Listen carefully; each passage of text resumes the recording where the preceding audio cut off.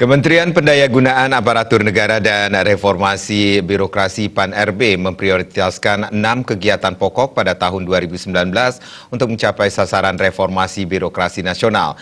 Kementerian PAN-RB akan fokus pada 6 kegiatan pokok untuk menyelesaikan target-target yang telah ditetapkan untuk jangka waktu 5 tahun ke depan.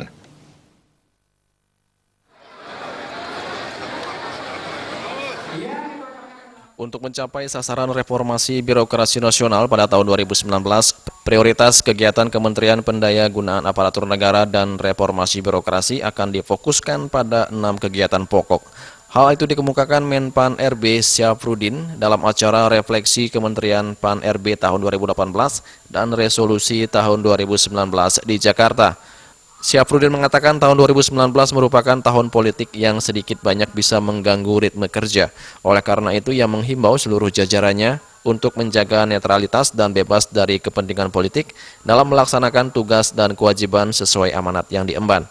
Adapun 6 kegiatan yang menjadi fokus kegiatan Kementerian PAN RB, yang pertama adalah menuntaskan penetapan berbagai kebijakan sebagai pondasi sistem merit dalam manajemen aparatur sipil negara ASN menuju Smart ASN.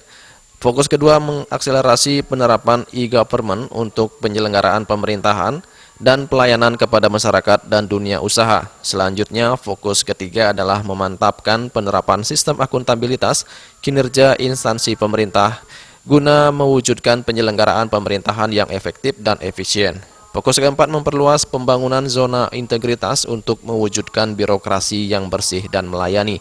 Kelima, melanjutkan penataan kelembagaan instansi pemerintah agar fungsi dan kewenangan penyelenggaraan pemerintahan dapat terselenggara dengan lincah, efektif, dan efisien. Sementara fokus keenam adalah mengakselerasi perbaikan pelayanan dasar dan perizinan kepada masyarakat dan dunia usaha.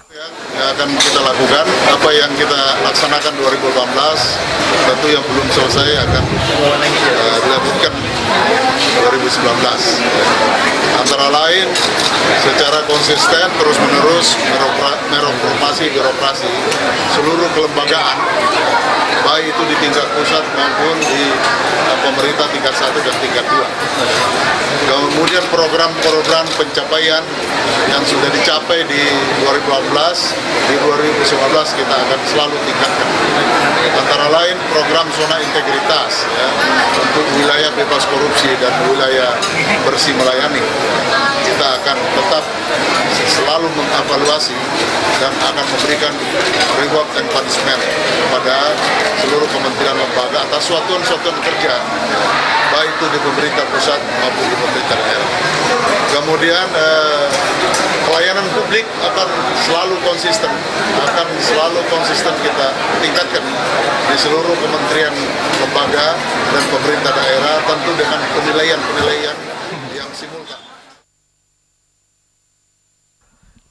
Selain menyampaikan resolusi tahun 2019, Syafruddin juga menyampaikan sejumlah capaian tahun 2018, antara lain mendorong penerapan pemerintahan berorientasi hasil melalui penerapan SAKIP, yang antara lain dengan melakukan evaluasi terhadap penerapan SAKIP setiap tahun. Hasilnya, pada tahun 2018, tingkat efisiensi dari 25 provinsi dan 217 kabupaten kota mencapai 65,1 triliun rupiah.